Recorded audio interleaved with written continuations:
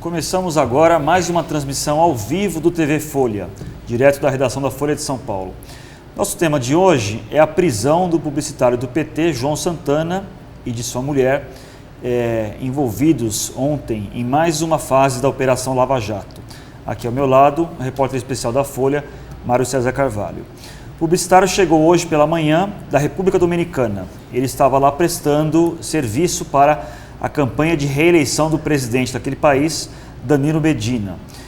Ontem, o publicitário e sua mulher, que realizaram diversas campanhas para o PT, entre elas a campanha reeleição do ex-presidente Lula em 2006 e as duas campanhas presidenciais de Dilma Rousseff em 2010 e 2014, além de outras campanhas do PT, foi envolvido na Operação Lava Jato, uma nova fase batizada de Operação Acarajé, referência a um termo utilizado para designar propina e pagamentos, suborno e outros tipos de pagamentos de corrupção.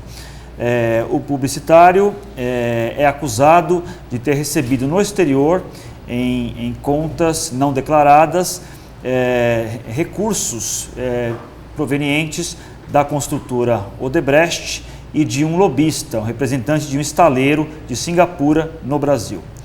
Mário César, na sua avaliação, esse envolvimento do João Santana na Lava Jato, essa figura crucial, fundamental para os governos petistas desde Lula, o que ela muda na Lava Jato e o que ela muda na investigação de maneira geral desse escândalo de corrupção? Eu acho que em termos políticos, a 23ª fase da Lava Jato coloca a Polícia Federal praticamente dentro da campanha da Dilma de 2014. As ligações entre os recursos recebidos pelo João Santana e a campanha ainda são tênues. Não há prova nenhuma de que os recursos tinham relação com essa campanha. É uma hipótese que está sendo investigada. Agora, dado o clima político do país e a agudização de forças, movimento pró-impeachment, é óbvio que essa prisão tem um impacto brutal sobre o futuro da Dilma. E embora a Polícia Federal e o próprio juiz Sérgio Moro tenham dito ontem que consideram provável a ligação desse dinheiro do João Santana recebido com os serviços que ele prestou para o PT. Mas você tem razão, realmente não dá ainda para ter uma certeza absoluta de que foi dinheiro, especialmente da campanha da Dilma de 2014, que seria uma coisa importantíssima até para definir o futuro dela, né? Claro.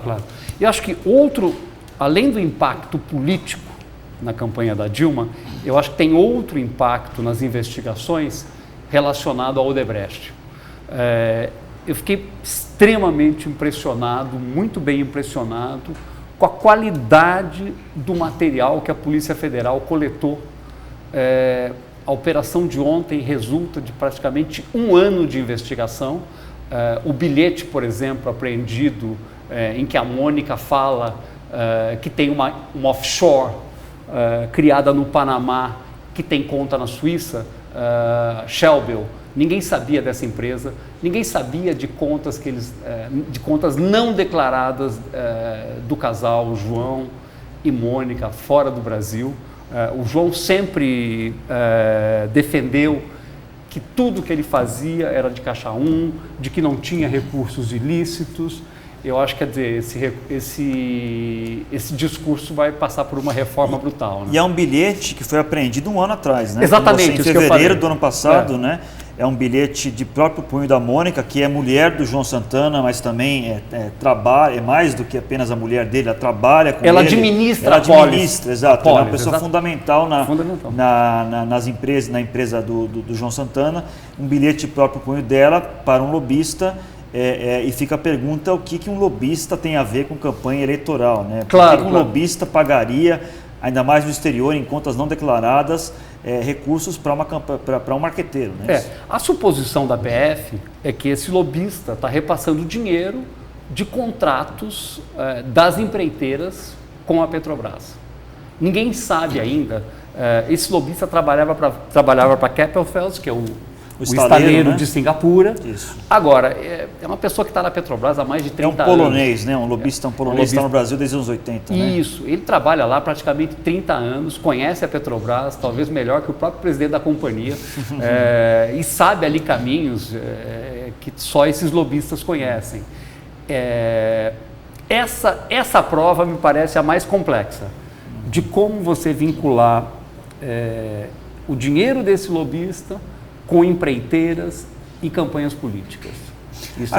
Agora, que tipo de irregularidade ou enquadramento, em tese, o João Santana poderia sofrer numa situação dessa? Quer dizer, ele poderia ser acusado de lavagem de dinheiro, por exemplo?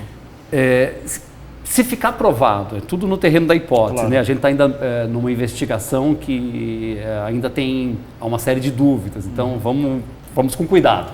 Claro. Se ficar provado que de fato esse dinheiro saiu de offshores controlados pela Odebrecht e que ele não prestou nenhum serviço para a Odebrecht, isso pode caracterizar tanto corrupção quanto lavagem de dinheiro. Afinal, ele está recebendo de alguém sem ter prestado o devido serviço. O mesmo vale para o lobista, né? O mesmo vale para o lobista, exatamente. Por que o lobista está pagando ele se ele não, aparentemente, junto com esse bilhete, a Mônica envia um contrato que é tido pela Polícia Federal como um contrato fictício, era só para justificar a entrada de 4,5 milhões de dólares, para dar uma formalidade a um dinheiro que na verdade ninguém sabe ali. Inclusive um contrato rasurado, né? Até mal exatamente, feito, exatamente. Né? Uma falsificação grosseira, inclusive, que a Mônica comete. A Mônica parece ter cometido ali na interpretação da polícia e do próprio juiz Sérgio Moro um erro bastante simplório. Ao enviar esse modelo de contrato para esse lobista, ela rasurou o nome de uma offshore que já havia feito aparentemente algum negócio. Que é a Kleinfeld, né? Ligada ao Odebrecht. Exatamente. Né? Essa Kleinfeld, ela foi usada para pagar propina para o Paulo Roberto Costa, para o Pedro Barusco, para o Renato Duque e para o Nestor Cerveró. Todos ex-dirigentes da Petrobras. Sim, né? E ao mesmo tempo, essa empresa, a Kleinfeld, ela recebe recursos de offshores que a Polícia Federal diz ser controlada, de uma série de offshores que a Polícia Federal diz serem controladas pelo Odebrecht. Então, essa seria a ligação. A Odebrecht fala que não tem nada a ver, só que algumas fichas de abertura das contas dessas empresas fora do Brasil foram assinadas por funcionários da Odebrecht. Ou seja, a Odebrecht, nessa nova fase da investigação, acho que aparece um dado extremamente importante, se é que ele é verdadeiro, mas de que a Odebrecht dispunha de uma equipe de operadores de contas ilegais fora do Brasil. Tem pelo menos 2 ou 3 funcionários que controlavam essas contas e a Polícia Federal frisa isso na documentação de ontem, que assim que o Marcelo Odebrecht foi preso em junho do ano passado, alguns desses funcionários deixam o país, um deles para sempre. Exato. E aparentemente, quer dizer, a informação de hoje é que esse funcionário, de nome Miliaccio, foi preso na Suíça porque ele teria usado aquele país para lavar dinheiro em última instância, o que é um crime lá na Suíça. Agora, é interessante o impacto dessa operação para o governo Dilma, mais especificamente, ele é brutal e ele é em múltiplas frentes, né?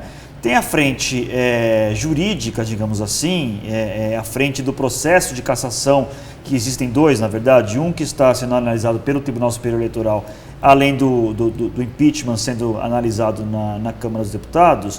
Essas revelações com relação ao João Santana, pessoa tão poderosa no governo, certamente dão fôlego nesse momento para esses 2 processos, tanto no Congresso quanto na Justiça Eleitoral, que estavam um pouco dormentes, né? Fora o fato de que, com a prisão do João Santana e da sua mulher, a presidente Dilma perde do dia para a noite um conselheiro político, um conselheiro de mídia, uma pessoa que tratava com ela não apenas de política partidária, mas, por exemplo, toda a estratégia do governo para combater o Zika, o vírus da Zika aí que pode causar microcefalia, por exemplo, toda a estratégia de comunicação, de mobilização, tudo passa pelo João Santana. Né? A própria defesa dela na Lava Jato. Então, a presidente perde de uma vez só um assessor político de primeira grandeza, que é o João Santana, e passa a correr um risco muito maior de ser afastado do cargo. Né? Claro. Eu acho que pode se prever, sem muito medo de errar, que a Dilma vai ficar ainda mais errática, sem o seu principal conselheiro ali para a mídia, né? Eu acho que o João Santana era o grande conselheiro e tinha um papel duplo ali, eu diria. Às vezes ele até adentrava no terreno político, mas tinha estratégias boas de como tentar minimizar esses impactos, o impacto da Lava Jato na Dilma. Isso ela perdeu. Então, quer dizer, ela fica menor em estatura com a prisão do João. Só para lembrar quem é o João Santana, né? Ele tem uma trajetória bastante curiosa. Ele começa, na verdade, até como compositor, ele tem músicas coposas, ele começa com o Bedengó, que é um grupo alternativo dos anos 70. Na Bahia, ele é baiano, né? Na Bahia ali, é um grupo...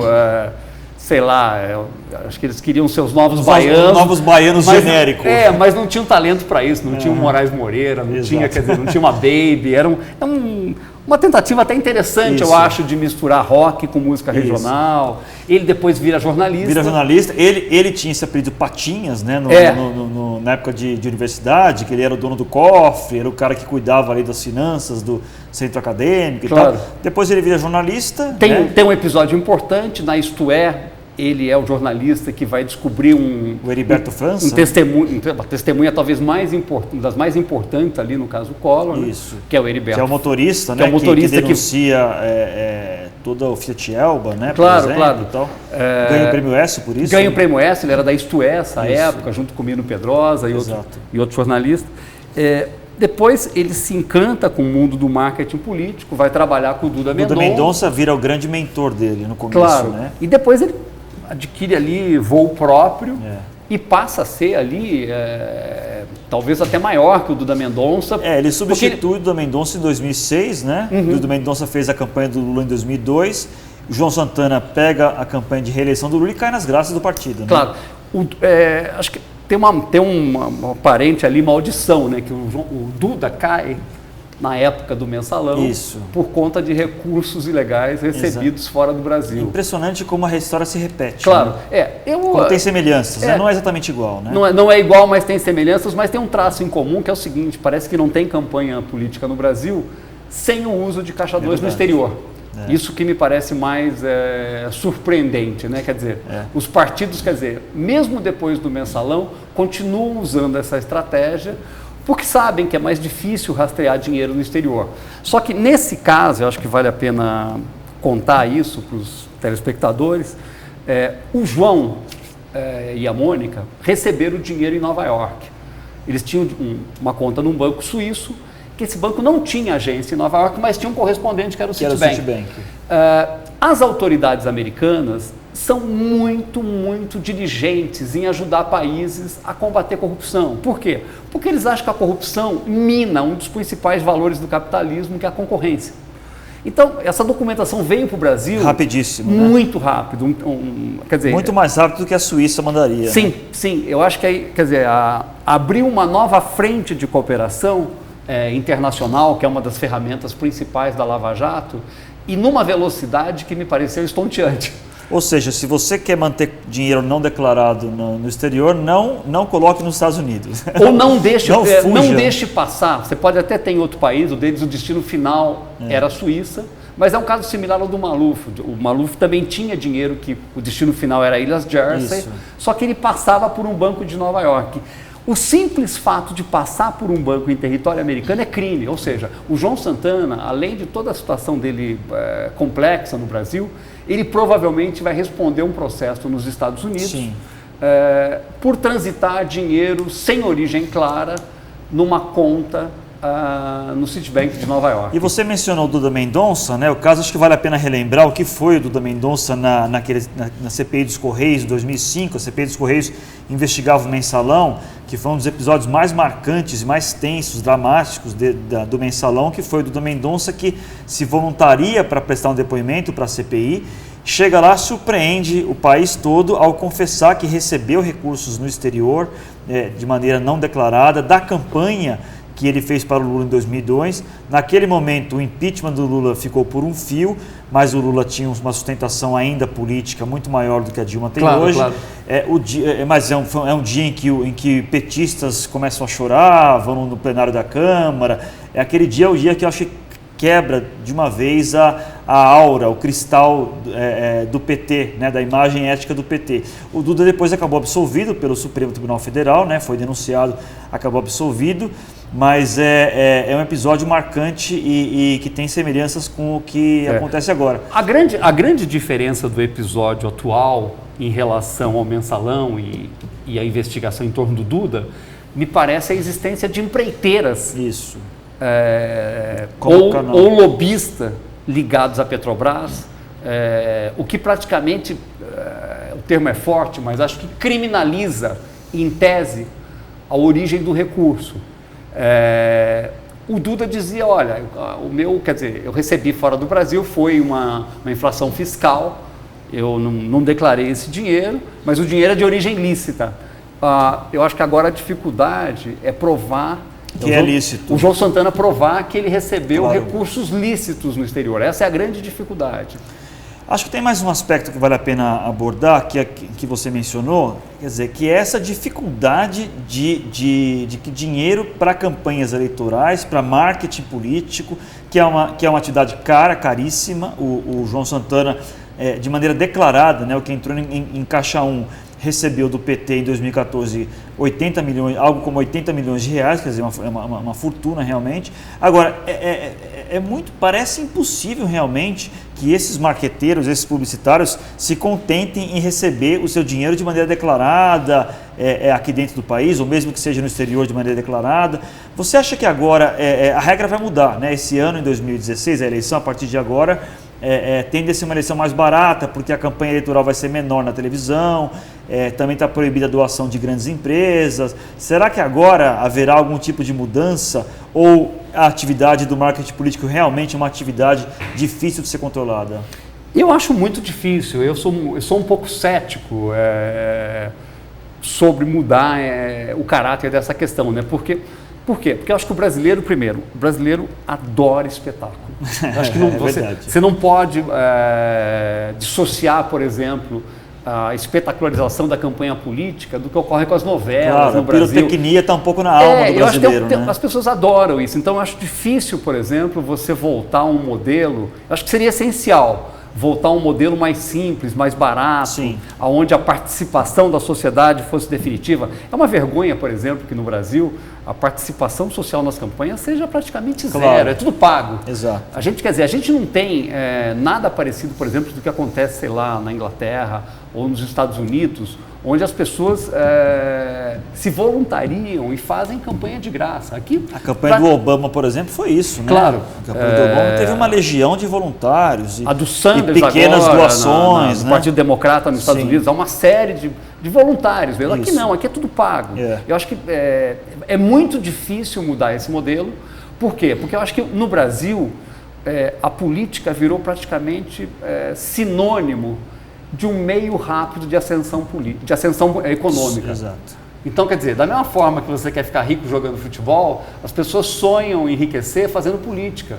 Ou seja, essa ideia precisa acabar. Eu acho que, acho que tem um lado a espetacularização e tem também a expectativa das pessoas de fazer dinheiro com política. São raríssimas as vocações políticas que vão para esse território para defender ideias. Isso praticamente são os românticos, né? São os Suplicies da vida. Exato. A maior parte está ali para fazer dinheiro, né? É outra questão. Certo.